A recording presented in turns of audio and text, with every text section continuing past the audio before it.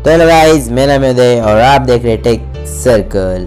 आप जानते ही होंगे कि चंद्रयान 2 मिशन में चंद्रमा पर उतारे जाने वाले रोवर का नाम विक्रम साराभाई रखा गया था। लेकिन क्या आप जानते हैं आखिर कौन है विक्रम साराभाई? अगर नहीं तो please watch this video till and.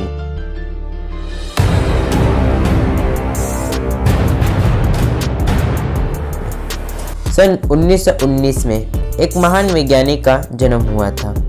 Vikram Sarabhai किसी ऐसे वैसे गरीब परिवार से नहीं बल्कि अहमदाबाद के एक सबसे बड़े उद्योगपति के परिवार में हुआ था। उनकी माता का नाम श्रीमती सरला देवी, पिता का नाम अंबालाल साराभाई।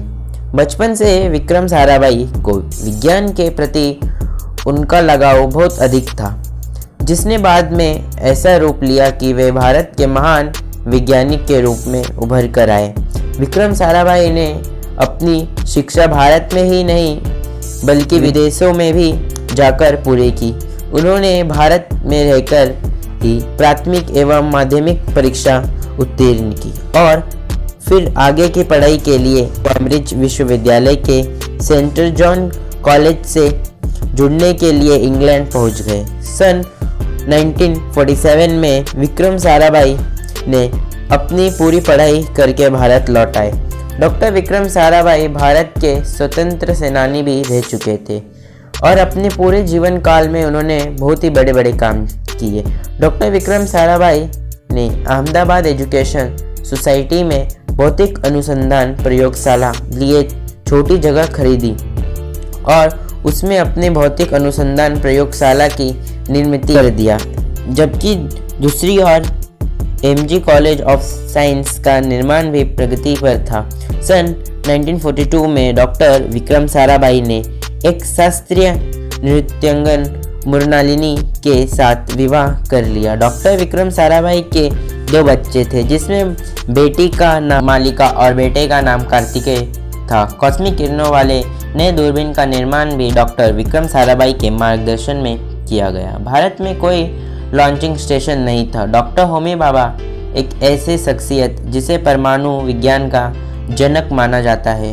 उनके सहयोग से डॉक्टर साराभाई ने भारत में पहला रॉकेट लॉन्च ऑपरेशन स्थापित किया। यह संस्थान अरब सागर के तट पर स्थापित है।